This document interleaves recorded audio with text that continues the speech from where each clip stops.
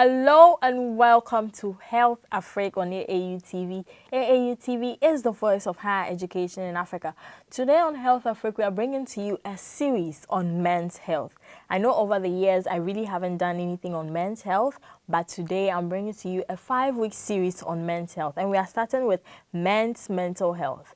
As a human being, the brain is a very important part of the body, so we are starting with mental health. And I have with me on Zoom Dr. Dansoah Nuamah. She is a resident in psychiatry at the Pantine Hospital. And then I also have Mr. Howusu Kumi. He is also a senior psychologist at the Trust Hospital in Osu, and he's also an author of Living Today Now, The Power of Positive Thinking. It's going to be a very interesting conversation, so please stay tuned. I'll be right back after this break. My name is Bridget Amadente.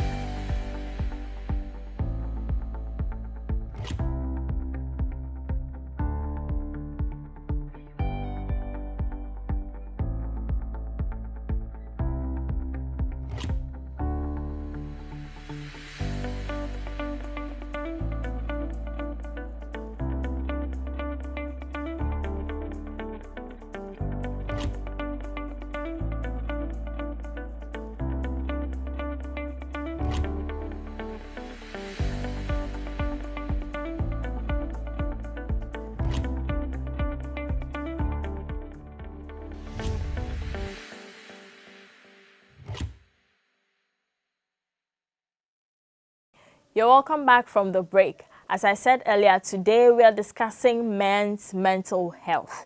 And statistics from the CDC indicates that in 2013, research done indicates that 6,233 people were interviewed. And of that number, 75% were men who had suicidal thoughts, and the rest were women. That shows that, men have mental issues, but they don't talk about it. That is why today I have with me doctors to help us delve into the issue of men's mental health, which they refuse to talk about for reasons best known to them and for reasons that the doctors are going to tell us today. Doctors, you're welcome.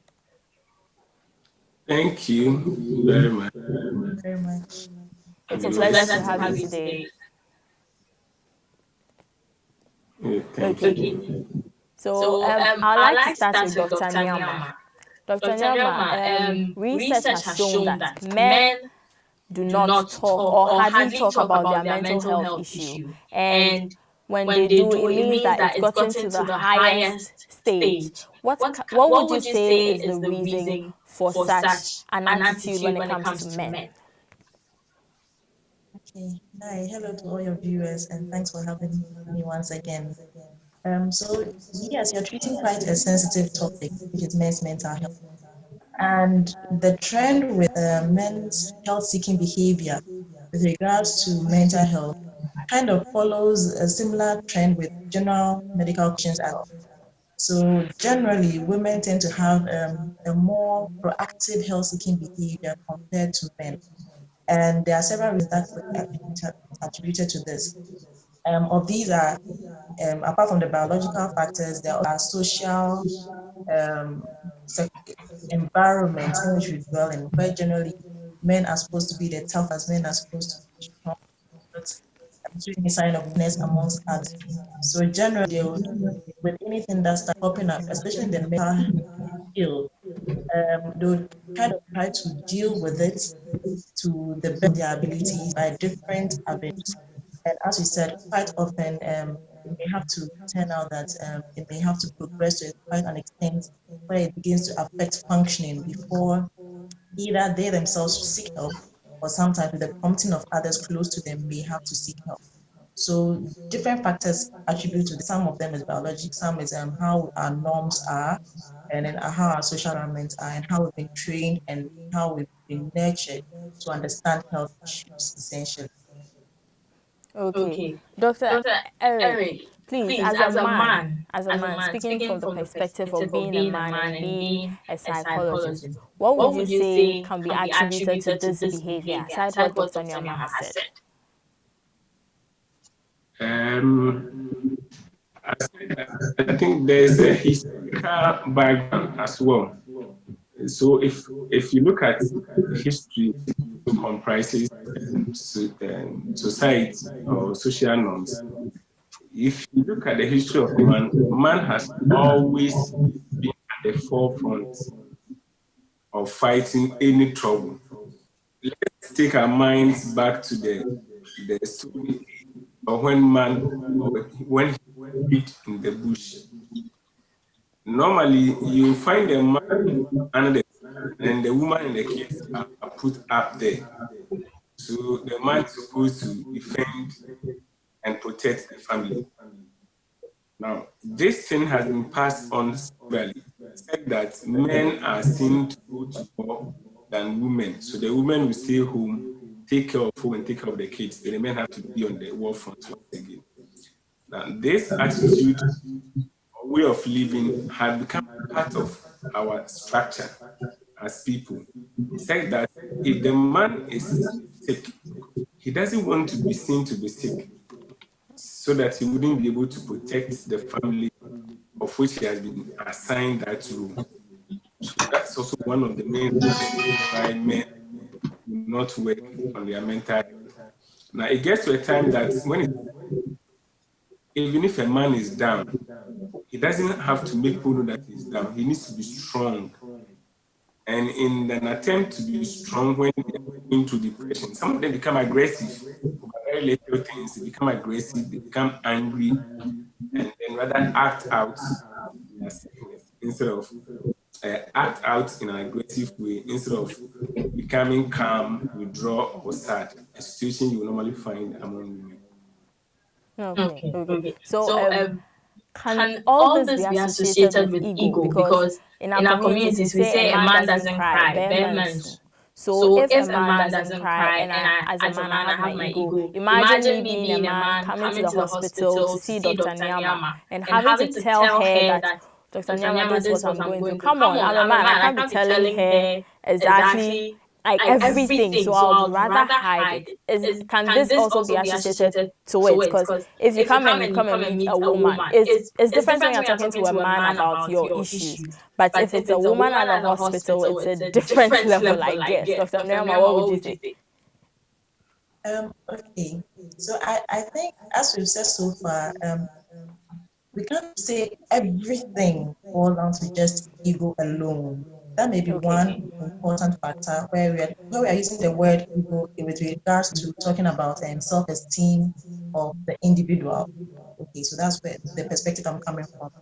Okay. So with that, it's not just about ego, but then as we said, mind you, mental health disorders there are varieties, so they present differently. So first and foremost, sometimes an individual not even know that what they're experiencing in mental health disorder. For our environment, most people tend to see of a few things as mental health disorders and the rest of the things go miss and assume as being normal or spiritual or get them quotations. So we tend to like, okay, someone walking the street, head or simply best and then definitely mental health. We to think that someone is looking saying it's mental health issue. And we're talking about things, for example, someone getting irritable compared to or having mood issues, or memory issues, all of those things, some gets missed in the whole time just being assumed a mental health issue. Mind you, like as with anxiety and social, there are several different. Now, mind you, most of these conditions will start off gradually. Majority of them, there are few that will start suddenly at a go, which is glaring obvious. But most will start off quite mild and will gradually with time progress. So when that's gradual, often persons will believe that whatever is something of past, it's something that they can handle, it's something that they have to talk about. Okay, so they don't see it as a problem or disorder that needs them getting help. And as we said, it's not necessarily just ego, but you know how our society is. Life is stressful. You encounter the impact in the morning, so you go back to the evening. Stresses you home stress, finances stress everywhere. So most people feel like you just have to just something everybody is encountering, everybody open. So if I am encountering this and I have issues, then it mean I'm okay. So it's something I just be able to get over. It's something I should just be able to adjust. But meanwhile, some of these may have disorders that may need professional help to get better. So our understanding of what mental health is one factor. Some people really don't appreciate really what mental issue. Some people may not know that they have this mental health disorder. But once they appreciate it, then they're willing to reach out for help. And I said sometimes it starts gradually. So sometimes the individual who is having a problem may not even notice it is affecting them to an extent, especially mental health disorder. There are some that persons around them will notice the nuances, differences that are taking place with them. And so we approach and talk, point out these issues, how we even communicate these things, so it's more a helpful manner rather than seem to be fault finding, can all be part of either helping someone to reach out or making someone feel bad enough about themselves when they want to help. So I think it goes beyond the ego. I think several factors, individual factors, societal factors, amongst others. Okay, Okay, I would I would like like Dr. Dr. Owusu Howusu Kumi Kumi to to talk talk more more about the about the ego, ego, and and then we then we can can move move on on from from there. there. Yeah, so yeah, I think Dr. Nuamah has said a lot that the ego is not enough.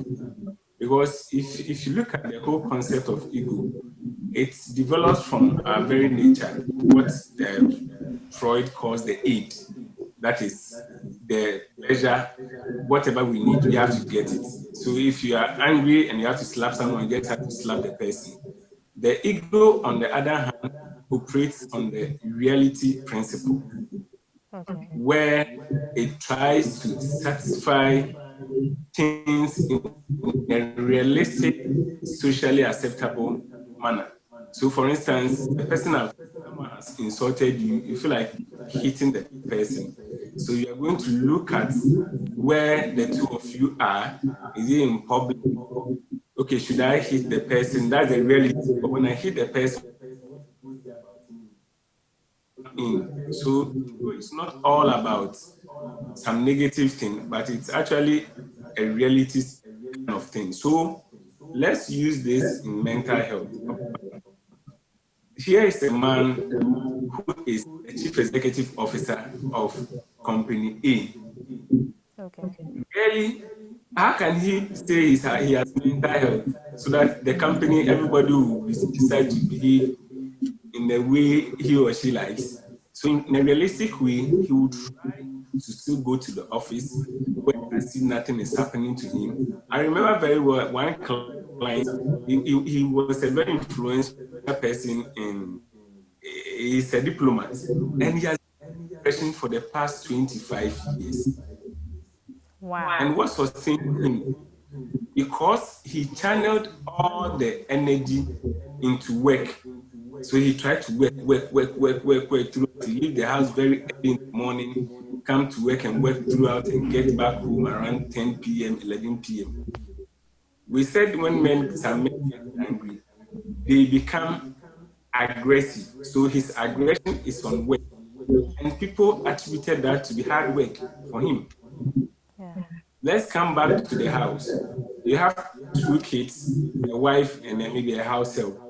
How can you say you are depressed? Everybody's looking No, No, you up you to can't. you. can't. Everybody wants you to bring money. Everybody wants you to fix the bulb, clear that garbage, carry that. You don't have that luxury. And so, again, here is society that is describing these things. That man saw his father or uncle or another man being tough, being hard on himself. And so he has learned that through experience to behave in that particular way. So the ego is not enough, but we need a lot of other factors to play. So, for instance, even when it comes to mental health, the workplaces don't recognize emotional stuff, or they don't understand. Let me put it that way.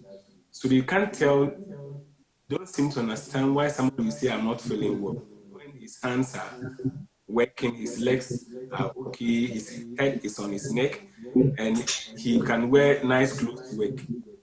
And so the person cannot, if the person cannot express, if the person cannot demonstrate by crying or being socially withdrawn, then it's going to be difficult for him to understood that he's mentally not well. And so at the workplace, we are all learning that you have to be strong. If you lose guard, you may lose your job, or you may not get recognition or promotion. So these factors push men, because in a system where men seem to be in the forefront of most activities. And so if you find yourself to be a man, you also have to make sure that you live that behavior so that you get the recognition and authority you need. Okay, okay, that's well said. But let's take a mental health condition like depression and look at some of the symptoms that a man will feel and how different is it from a woman's symptoms of depression.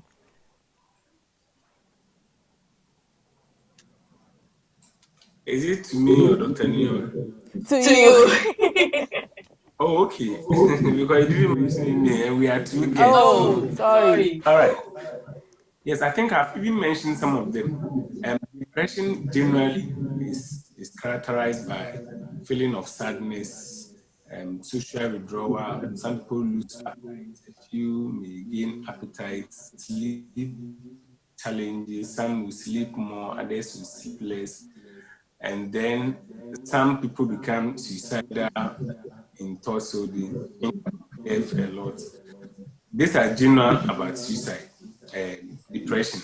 But when it comes to the man, the likely to demonstrate a different thing that you and I, or the ordinary person, will consider to be a tough person. So the man will become very aggressive instead of being sad. The man is likely to rather show symptoms instead of being withdrawn. He become workaholic, or he everywhere, all in the hope of hiding the emotional pain. Because the ordinary person will ask you, Uncle Joe, why are you sleeping lightly? So he doesn't want Uncle Joe to ask that. So he will be up and doing. Where there's no work, he will find work for himself. Some become excessively persons because he knows that if he's quiet, they will ask him right, what is wrong with you? So he has to be active, be engaging so that you are not able to tell that he's going through that.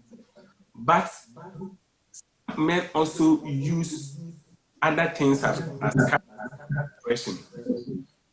A common one is the use of alcohol. That use of alcohol is one way men use to hide their depression.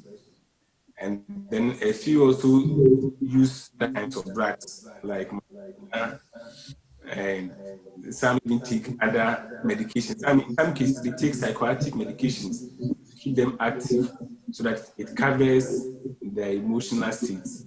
So for men, or some men who want to be strong or not show symptoms of depression, they do these things to cover up.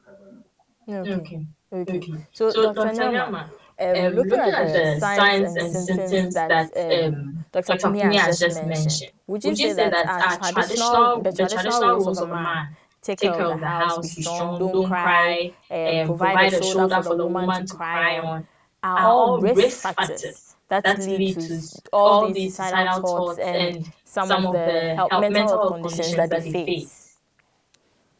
Okay, so it's again our social environment, yes, places of responsibility on man. And as you rightly said, with this whole perception there being soon. So you're supposed to be tough. You're supposed to be the breadwinner. You're supposed to be the strong one. And so no one is really expecting one to be weak. And some will actually say, why are you a woman if you experience any of those kind of symptoms? So that in itself makes it difficult for people to communicate genuinely what's going on with them. Because fear of being called weak, or fear of being called essentially a woman. Okay, so that Yeah. is one factor that can be troublesome in and getting help when they are not doing well. Said to uh, we also have a society where things like how you see someone's money. Okay, it's one can say that like the is if you have a barrel of your alcohol, so that you want to take alcohol. So then someone seems to be doing this, which doesn't seem to be usual there. And we still look at the search for the person being a man rather than a cue. There may be something going on here for which it's like the person is kind of trying to cope using the mechanism which may be too useful. So in that wise, yes, our societal norms can be a hindrance to or somewhat some form of a risk um, Risk, yeah. prone to making mental health not to thrive well. However, we also have society that is very communal, a society that's very supportive. So we have family systems that are quite intricate compared to the West. We have these systems that we have the whole extended, though we are losing it, we have not really lost it. So there's a whole intricate of families that kind of bond together and support you, that care about one another, such that when people do know that individuals and men are different from they used to be, let's say he's now more indulgent work than before, or now he's drinking way more than he used to before, or now he's getting more aggressive and irritable than he before, and consistent and is worsening. Um, Families are able to rally around individuals and give support. So that sometimes you see people coming to hospital with families around them and supporting them throughout the, especially get to understand what is going with the individual. That's not just a matter of the person being weak, but then it's a question that needs to be addressed, and a medical at that can be managed by different approaches. So in that regard, the family and our social system can be supportive in persons getting well once education and once they go around them to rally around, give them the necessary support as well. So though yes, we use a lot of pressure on men to have play certain roles, our society also still has some support to give individuals who realize they are and they're able to step in. Then again, it's 100%. So there are some times it Yeah. actually goes towards altogether. And when especially standing is not that there's conception and deep spiritual, and then we realize that people get chained to trees and all that other kinds of things come in. So it's here and there, it's like an absolute yes and absolute no. It's a fine blend, great in it. Okay, Okay, okay. okay. We're We're going going on a on a quick quick break, and break, and then when then we when we come come back, back, I'd like I'd us like to us to delve delve into into which which group group of of men men is is more more susceptible to susceptible a to a mental mental health issue. health Let's issue. look Let's at look at veterans. veterans. Let's look Let's at look at black black men. men. Let's look Let's look at at low low income income earning earning men men and and stuff stuff like that, like and that, and how it's how it's all all blending blending in in during during this this COVID-19 COVID-19 pandemic. pandemic. I'll be I'll be right right back. back. Please stay Please stay tuned. tuned. Hey, so this is Dishant from Unica University Common Application. I recommend you to watch AAU television. AAU TV is the place to be for every person in higher education in Africa. Better be there or be nowhere. Continuez de regarder la télé et surtout sur le AAU. Keep watching it, and it will change the way you interact with higher education on the continent. AAU, great job. I want to tell you that AAU television is fantastic, it's educative, it's informative, and it is a must for anybody who is interested in higher education in Africa. When I was in Accra last year, I did an interview on this TV. It's a very important mouthpiece. It's a data, it's a bank of all we need for the development of higher education in Africa. People should make an effort to view it because it discusses very current issues of development across the continent. I believe that the station will continue to promote the overall development of Africa, particularly in the tertiary education sector. AAU TV provides a platform and shares a lot of information to a broader audience. So we wish you all the best and please continue serving AAU TV, the voice of higher education in Africa. Welcome back to HealthAfrik on AAU TV. As I said earlier, we're discussing men's mental health. And if you missed the first part of the conversation, you can still watch it on Facebook, Association of African Universities, and then on YouTube, Association of African Universities. Do well to leave your comments and questions under the video, and then we will get back to you with answers. So before we left, Dr.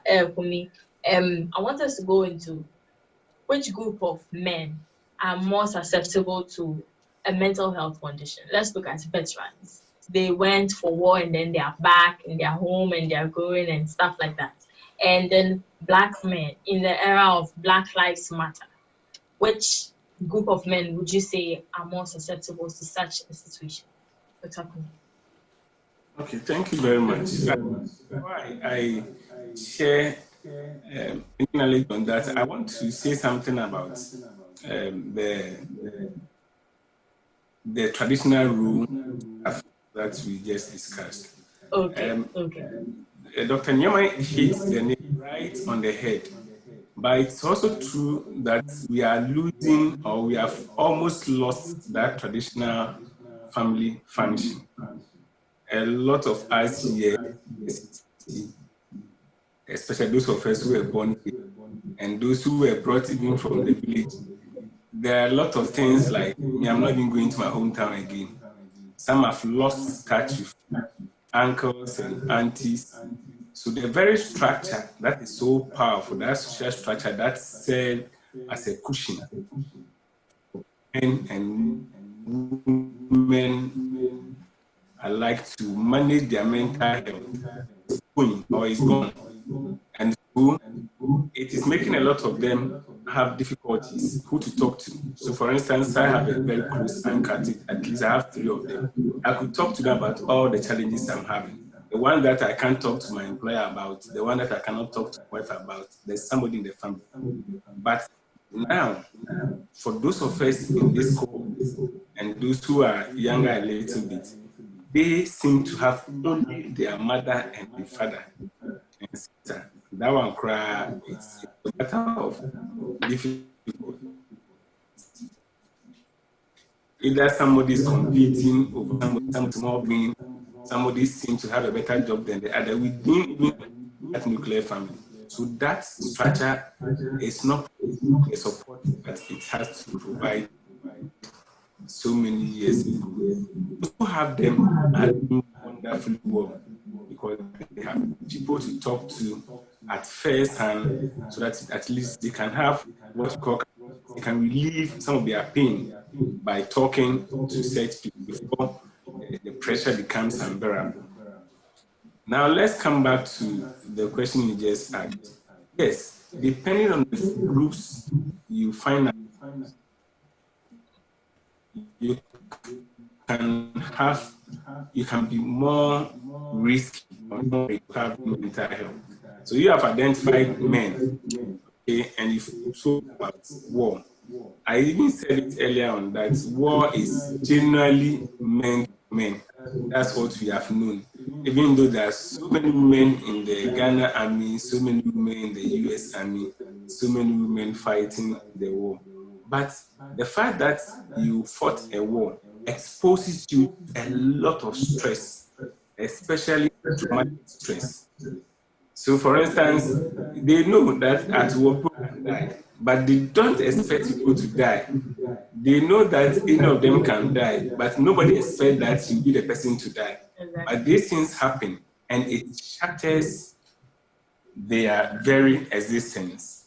So, if you mention veterans, they have so much high chances of getting mental health, especially post-traumatic stress disorder. Okay, and even that disorder itself, one of the symptoms is suspicion. And so, who is he going to talk to about what he's going through? Some of them think that whatever they experience can happen anywhere. So they live in perpetual fear. They become withdrawn and all of that. But again, when it comes to men, they will try to cover it by using means that they think they can have available. And alcohol is one of the common we are likely to use. And so if, like Dr. Nuamah said, if the person is already known to take alcohol, whoever is with the person will be increasing volumes of alcohol. Just if the person is known to be using alcohol, now the also increase. Maybe the person only takes it as a now he's taking it before he eats, during food and after food, and then even at every program he goes, he takes more bottles or thoughts than he's supposed to take. So that is true. Then also you asked the question about the Black life counts. Yes, we've all known from history that the Black race had been stigmatized, discriminated against over so many years. Some of us thought this thing is over, but there are subtle ways of discrimination, there are subtle ways of suppression that is still going on in some other countries. So being Black in certain countries, for instance, can predispose you to mental health. Because the fact that you are Black, you begin to get a job, whether you get social services when you need them, whether you even get pay rise when you need them. And these are things that are meted out to these Black guys wherever they find themselves. We are living a Black life. So I'm thinking about how can we discriminate against ourselves. But there are a few of Black people in Ghana who work for companies that belong to whites, and even the Lebanese had countless reports on the media, on TV and in the print media about people who have been forced to eat things they shouldn't eat, house helps who have been forced to do things they shouldn't do, people who have been slapped or abused because they behave in a particular way at a restaurant and other things. And so if you find yourself as a Black man working in such a company or institution, you begin to think whether you're fairly treated. And that is the mind part of the whole mental health issue. Your thoughts are not going to be clear. You're always suspicious that, okay, if I don't speak well, I will be misquoted. If I don't do something well, I will be punished. Punishment that I don't deserve will be given to me. So those things are possible, and they happen around the world. I just wanted to add a quick to what was shared, and I've spoken a little clearly on the main factors. I just wanted to add that when we're looking at mental health in men, sometimes the factors so may not occur during adulthood. Sometimes things happen during the childhood of as they're growing up, the environment they grow up in can be like risk factors building up till the symptoms evolve or show more when they are grown. So things like the kind of home environment, the kind of parenting, harsh parenting that's done at home, even school environment, talking about bullying, now have things like cyberbullying coming as well. Sex abuse, and only ladies get sexually abused, men do, boys, males also do, and it can be very traumatic, extremely traumatic. The few I've seen, it can be very, very traumatic, and so go through these experiences sometimes to do with substance you're speaking of, even how the home was, others using the home, maybe they were introduced to it, amongst others. All of these kind of lays kind of foundation while the person is growing up.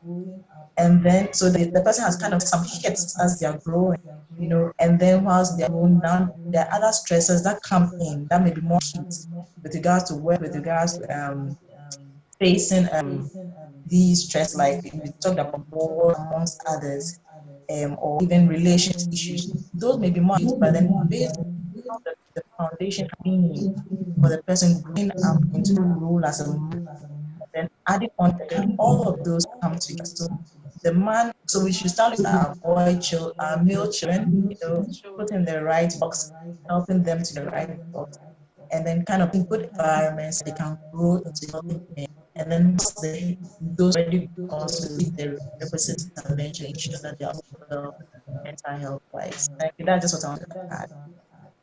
Okay, so if we are to pay attention to our male children who are growing up, what are some of the signs that a male child, because a male child will not drink, a male child might fight, but what are some of the symptoms or signs that we will see that a male child growing up is having some issues that need to be taken care of? So during childhood, there are lots of aspects that you can look at, but then I'll see for example, looking at school, you're looking at how they are interacting with other children. If they're up for development, I'm sure they can even live a whole list. But then essentially, you're looking, making sure at every milestone they're achieving them in a healthy manner. They are interacting and playing with other children safely, that they are able to communicate what's happening with them as well.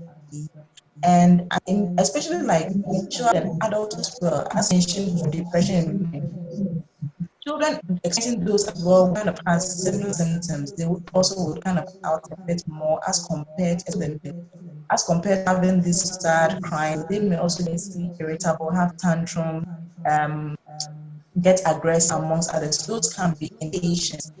And then also you want to make sure that the whole environment is conducive, so there's not much aggression. It's not a hostile environment where it's harsh parenting, what kind of punishments are being meted out. And then sometimes you get no type of harsh punishments that are given out that, I mean, it's just traumatic, So correcting them in the right kind of helps correct the behavior and showing love, letting them know they are loved unconditionally. So it's not just these who need love, but then male children show that they are loved unconditionally and that they can communicate what's going on with them. If you're having, you can't have a home where like you use alcohol leisurely and you expect your child to grow up and not be using it. So they should know the rules around those as well. It shouldn't be done openly with them. You should kind of get some space so that when they are older enough to actually they can let them know how about it. Also, as we said, being close to your friends, the friends of children is important. Okay, the kind of people they move up with.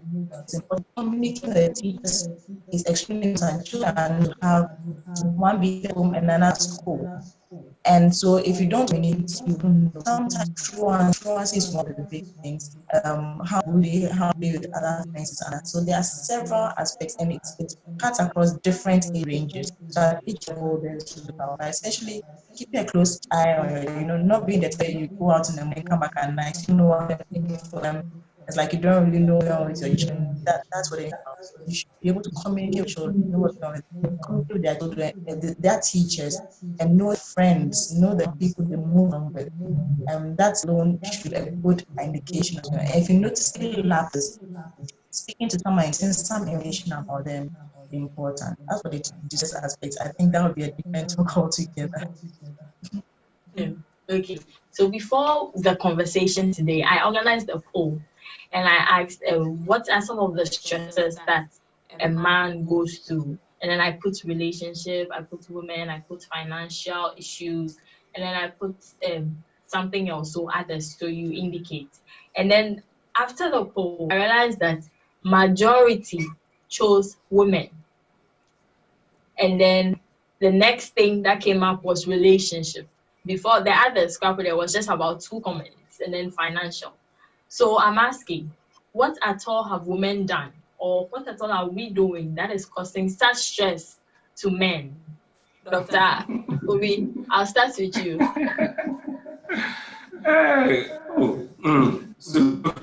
So I was thinking you asked a woman what are they doing to the men? No, I'll start with a man. Okay. It's wonderful for us to begin to think that relationship has both positive and negative effects on our lives. So marriage can make you feel better, and marriage can also make you feel bad. But we can agree that marriage makes people feel better than they feel bad. More.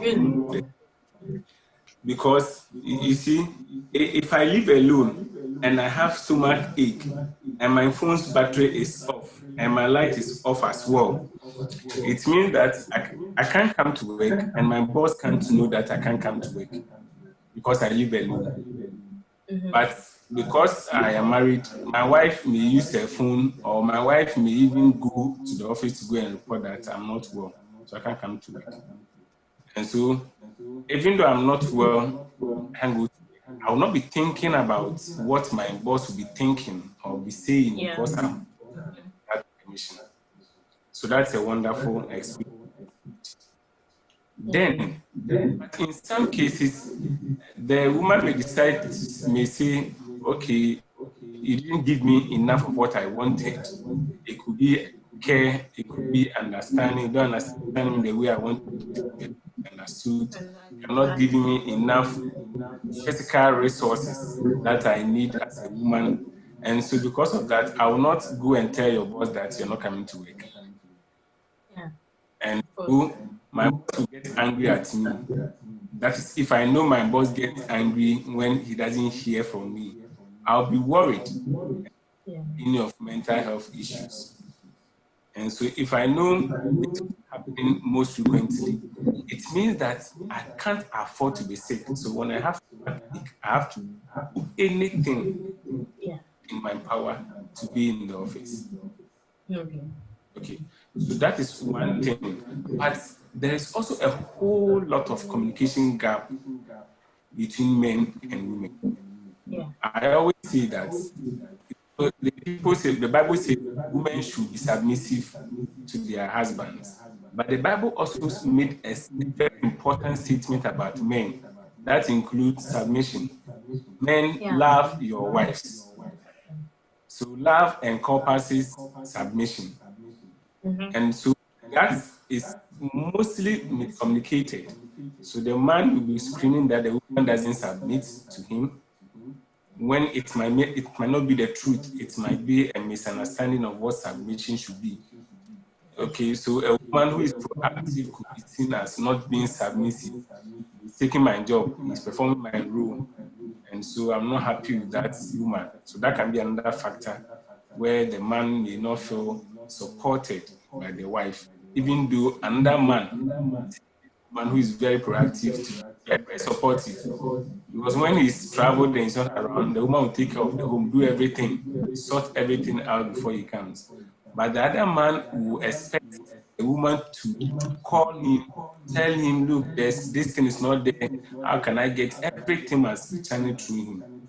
So that is also another issue of miscommunication or improper communication. Then also, there are perceptions. Okay, the perception that the man, okay, I won't say perception, the man is the head of the family.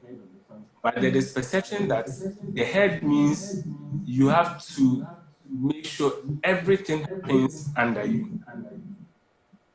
Now, the woman is coming from a home where the mother was so supportive and helped in everything. The mother and the father decided on activities at home.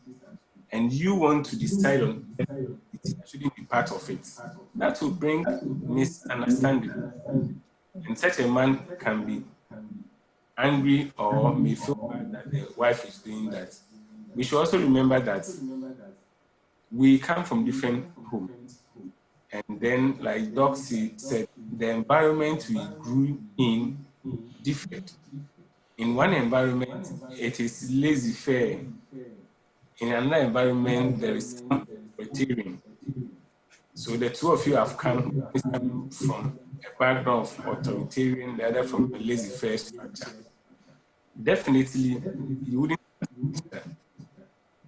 The laissez-faire, anything that you go on. So if the laissez-faire is a man, he'll be threatened by what the woman says. I remember, for instance, a woman insisting that you own a payment or so do phone.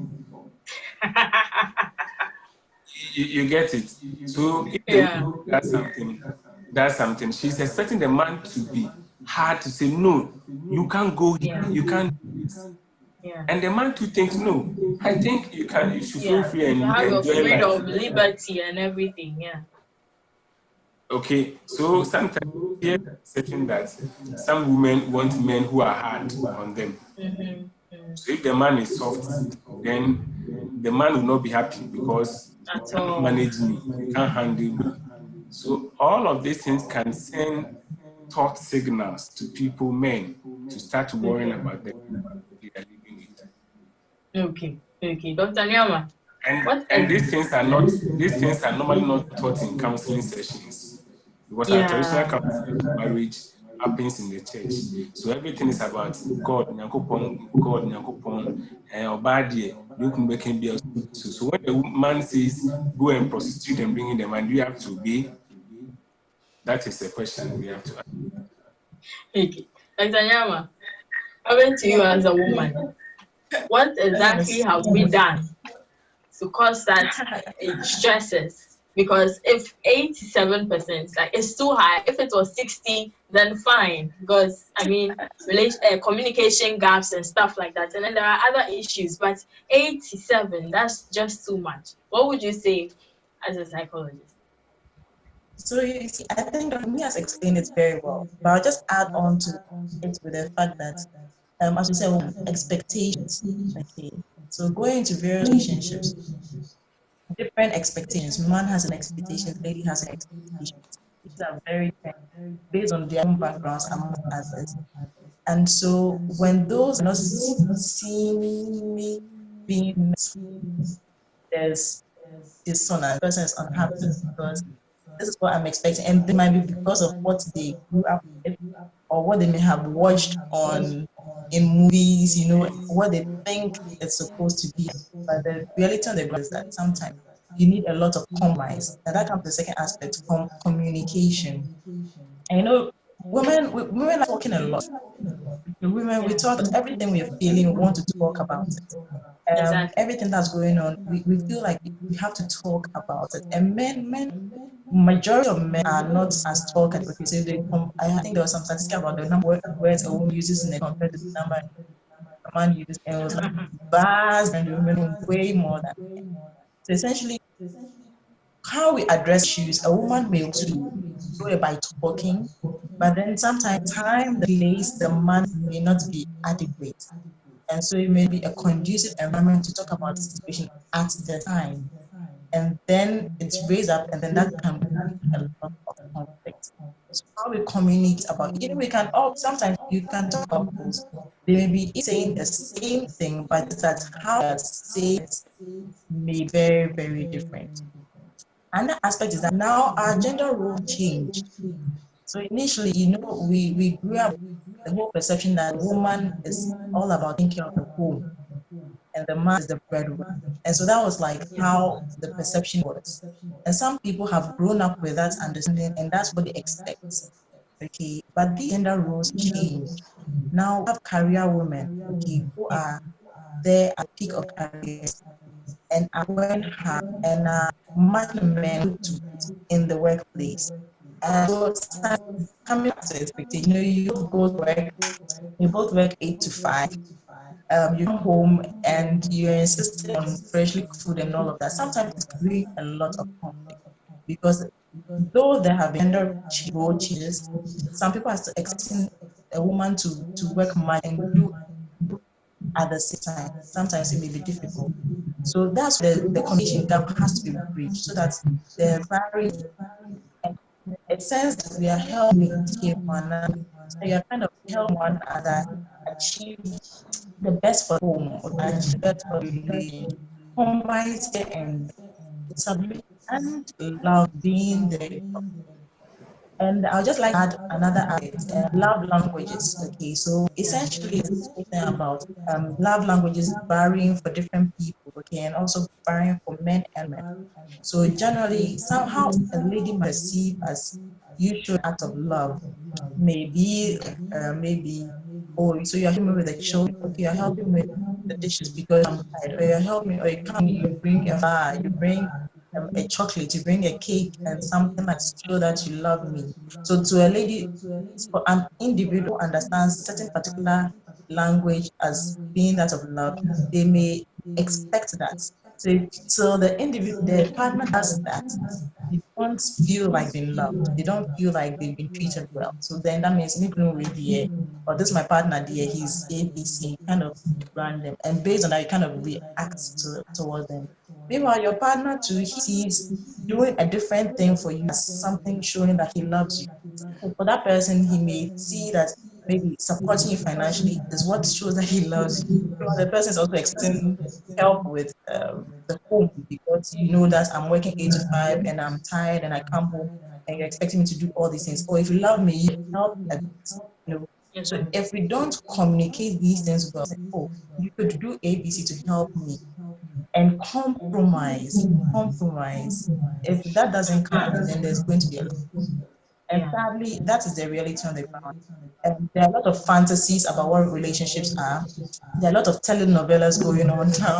That kind of puts ideal environment that women are expecting some, I don't know, we are expecting some Hollywood kind of romance. Meanwhile, in real life, romance exists, but then you have to bring it down to earth and enjoy what you have.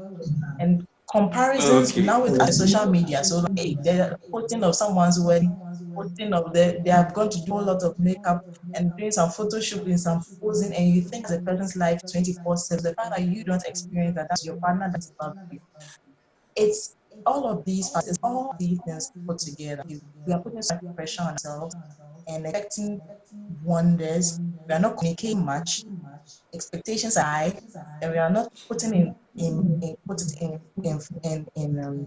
putting it in context that the gender role also changed. So with all of these things put together, people are having a real tough time with relationships, but it can all be solved one aspect, one at a time. Okay, thank you very much. So Okay, I think let me add a quick one okay. to what Dr. Nuamah just said.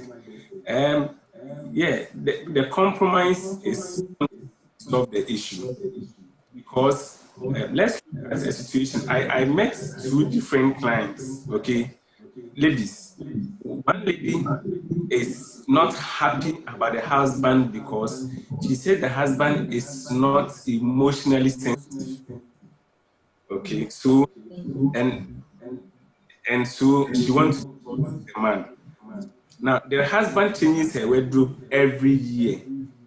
She flies to 2 countries every year to just go and have holiday. Money is not a problem. But her problem is that when she feels sad, she feels unhappy, she feels angry from work, and she wants someone to talk to, the man will just be saying, oh, okay, okay, oh, okay, all right. And so the man is not available for her. Down. The other has a husband who is not rich, but the man closes very early to come and support the woman to bath the kids, put them to bed, do their homework, but this man cannot do financial stuff. And so this woman tells the friend that who they win young.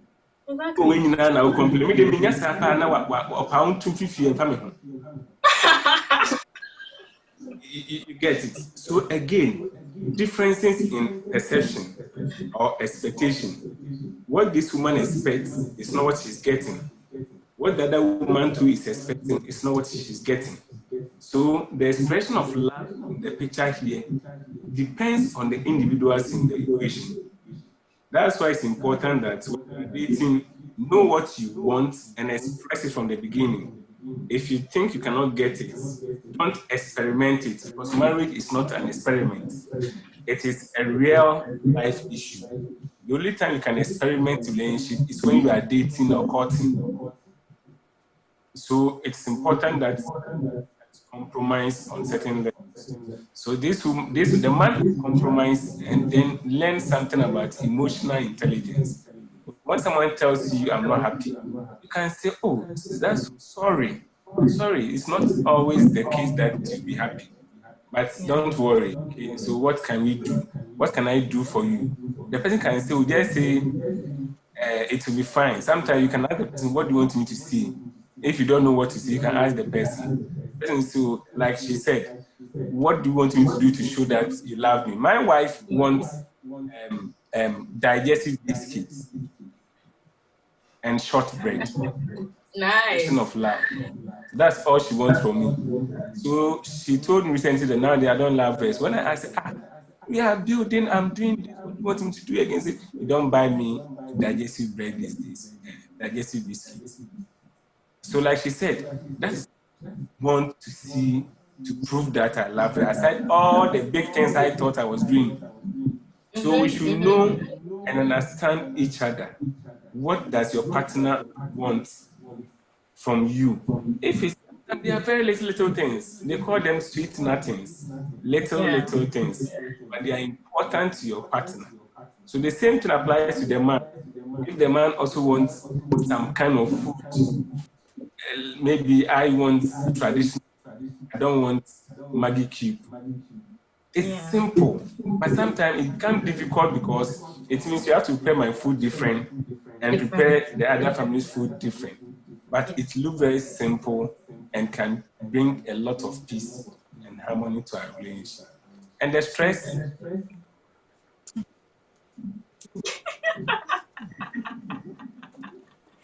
Stress is for a different conversation, eh? Yes. Okay, Dr. Nuamah, please, you're wrapping up here. I'd like to know what you want so that we can go and tell your husband. Doctor's value shortbread. Oh, he's very welcome. Oh, okay. I see. I think that's the thing. I think the joy of it making it fun. It shouldn't be something that's like some difficult conversation. It should be a fun discussion. You get to learn about one another. It's a fun journey. And you see, amongst all the complaints that you get, with 87% that women are the problem, they still get involved because we are human beings that crave companionship. Okay, so as I said, even who you marry, all of who you pair up with, that is in itself one big thing. And when you're a good one, then you get someone, you get a perfect person. Nobody is perfect. Okay, so you kind of build one another up. You kind of complement one another, and then your strength, you work on it, and then the weaknesses, you have help build on those weaknesses, improve one another. So if it's looking out for faults, you will definitely find faults. I mean, you will find them glaring. Also look out for the good in the individuals and then praise them for the good and help the individual. Okay. And sometimes it's not always about pointing out what is wrong with the other person, but looking inward. So what am I doing that is getting this response? And once you look inward and then you see your own faults, once start by just correcting what you are doing, you realize that your partner also just cheated. So a lot of things go into it, but essentially communication is extremely good communication. Thank you very much. Dr. Kumi, your final words and then we can wrap up here in 1 minute. Today is for men. Yes. Men should accept that they are as human as women. And all the troubles of the world is not meant for women alone, it's meant for all of us. And so when we accept we are human, it means we can accept that we have mental health challenges. And so we should be able to talk about it. And if we can get help from our immediate environment, let's seek for professional help. Professionals are there, they are independent, their job is to help you secretly, confidentially, and then do all the things that your friends might not be able to do to help you resolve the issue. So let us not be just men first. Thank you. All right, thank you. Dr. Nuamah, your final words in 30 seconds, and then I can wrap up. Okay, so my final word is that you can't help without sound mental health. And mental health is extremely important. And it's okay not to be perfect. You can't be perfect. It's okay to feel overwhelmed. It's okay to not feel 100% all the time. It's okay to say I'm not 100%, and it's okay to reach for help. Be it a man, be it a woman, not an opinion at all. A lot of courage to reach out and say I need help and get help, to be able to be your best, and also the best for all those around. So let's take mental health seriously. Let's reach out help when we need it, and let's start in a sound men's. Thank you. That has been a very interesting conversation and very emotional wrap-ups there. I know you have learned a lot, so have I. The different ways in which men express the mental health situations they are going through have just been explained to us. So in any case, if you see someone exhibiting such signs, try to talk to the person. And if you feel the person is still not recovering, advise professional help for the person. And then we all can live in a very safe and sound environment, because our mental health really matters. Thank you for staying tuned. My name is Bridget Amadente. Do enjoy the rest of our programs.